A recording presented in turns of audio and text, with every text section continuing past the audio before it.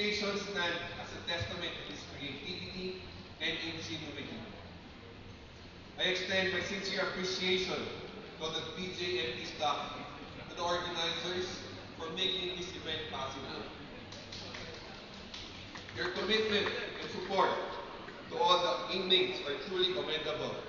It has helped showcase their creativity and innovative side to the fullest.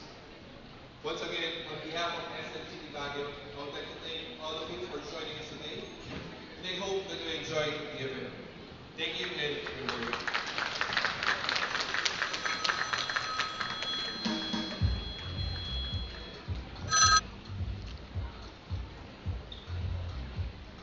Thank you, sir. Alright, so papunta pa lang po tayo sa exciting part. And again, thank you for welcoming us for today's event, sir. So, before we proceed, we would just like to give us all an idea, especially to our mall goers po, kung ano po ba itong activity na to. So, to